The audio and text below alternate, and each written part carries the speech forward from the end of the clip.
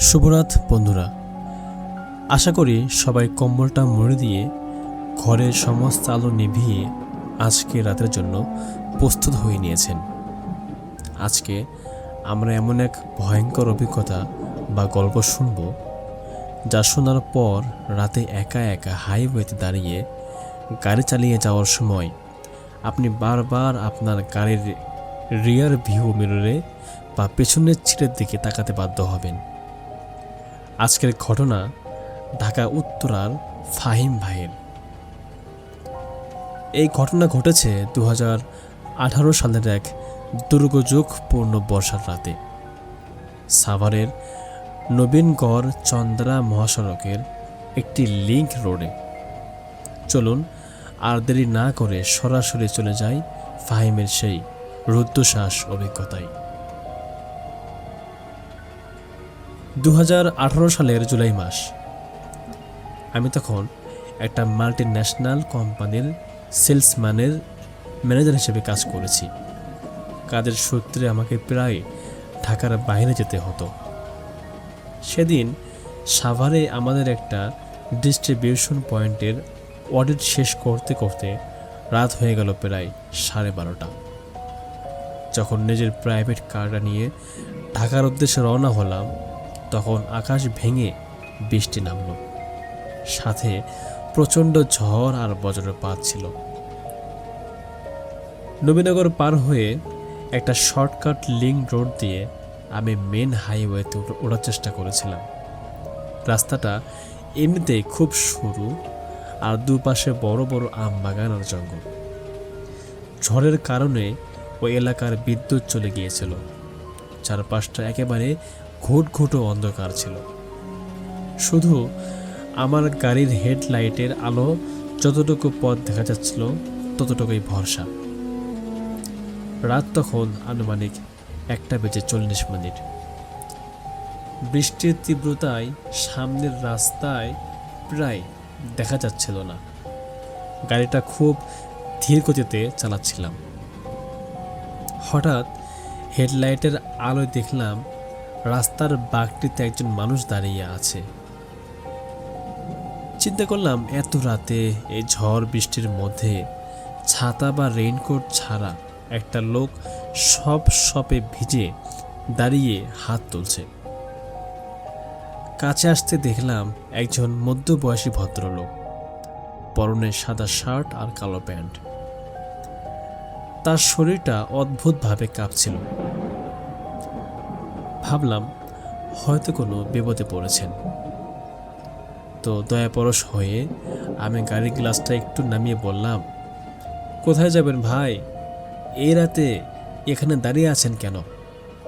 লোকটি খুব নিচু এবং ভাঙা গলায় বলল, সামনে মেন হাইওয়ে পর্যন্ত একটু নামিয়ে দিবেন, আমার গাড়িটা নষ্ট হয়ে গেছে।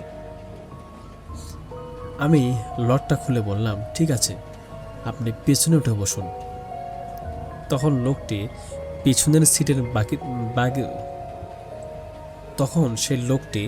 পেছনের সিটের বাঁ দিকের দরজাটা খুলে ভেতরে ঢুকলো।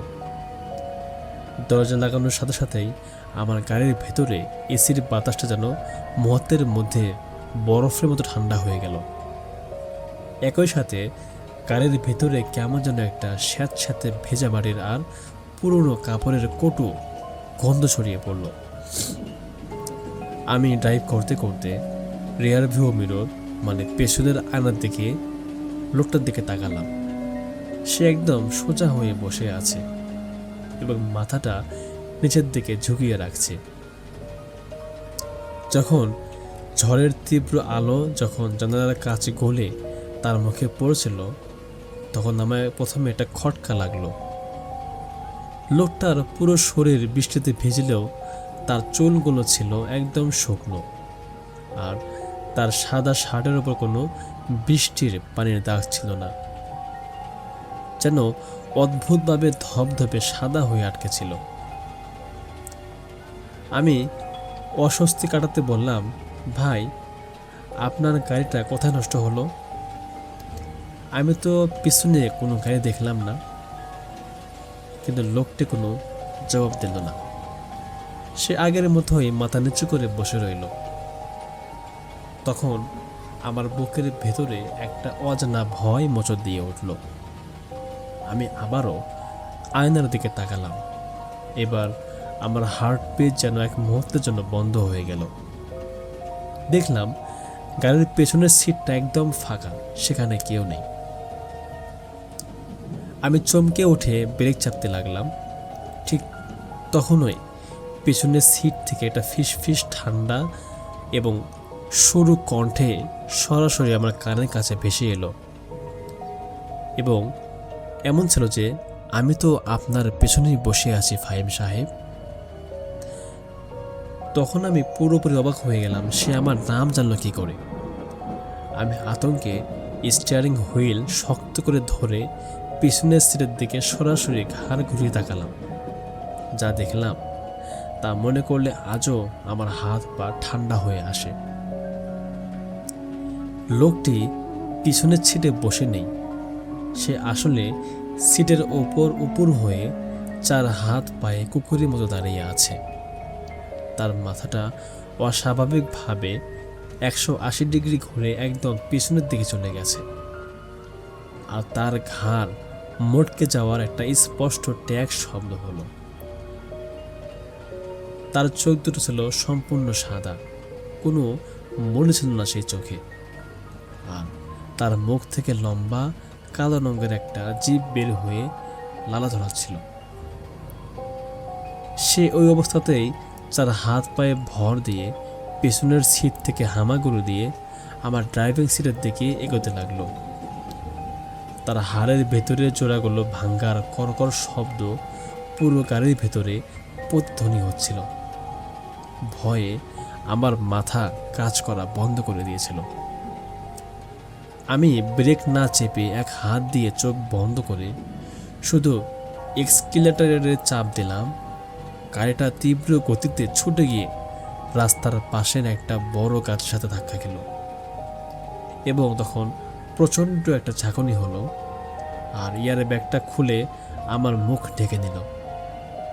আমি জ্ঞান হারানোর ঠিক আগের মুহূর্তে অনুভব করলাম একটা বরফ শীতল কলঙ্কার হাতে আমার হাত ডান কাঁধের ওপর এসে চেপে বসছে এবং কানের কাছে ফিসফিস করে বলছে, আবার দেখা হবে। পরদিন সকালে সাভার থানার পুলিশ এবং হাইওয়ে টহল আমাকে অচেতন অবস্থায় গাড়ি থেকে উদ্ধার করে। আমার মাথায় আর হাতে বেশ চোট লেগেছিল। যখন জ্ঞান ফিরল, পুলিশ আমাকে জিজ্ঞেস করলো আমি কেন মাঝরাতে ওই পরিত্যক্ত লিঙ্ক রোডে একা একা গাড়ি চালাচ্ছিলাম। কারণ ওই রাস্তাটা নাকি 3 বছর আগে এক মারাত্মক ধসে বন্ধ হয়ে গিয়েছিল এবং সেখানে কোনো সচল গাড়ি যাওয়ার কথাই নয়। আজও আমি রাতে একা একা গাড়ি চালাতে পারি না। যখন ওই পিছনে কোনো হালকা শব্দ হয়, আমার মনে হয় সাভারের সে রাতের সেই যাত্রীটি এখনো আমার পিছনের সিটে বসে আছে। তো বন্ধুরা, আজকের এই ফাহিমের অভিজ্ঞতা এবং আমাদের মনে করিয়ে দেয় যে রাতের হাইওয়েগুলো যতটা শান্ত দেখায় ততটা শান্ত নাও হতে পারে। প্রকৃতির অন্ধকারে এমন কিছু পথ তৈরি হয় যা সাধারণ মানুষের জন্য নয়। আজ রাতে যারা গাড়ি চালিয়ে বাড়ি ফিরছেন কিংবা দূর পাল্লার জার্নিতে আছেন, আপনারা সবাই একটু সাবধানে থাকবেন।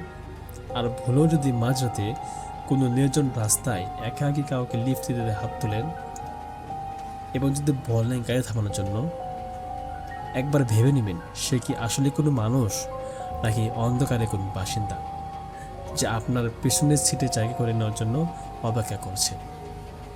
আজকের মতো এখানে শেষ করছি। দেখা হচ্ছে পরবর্তী কোনো এপিসোডে। আজকের মতো এখানেই বিদায়। আল্লাহ হাফেজ।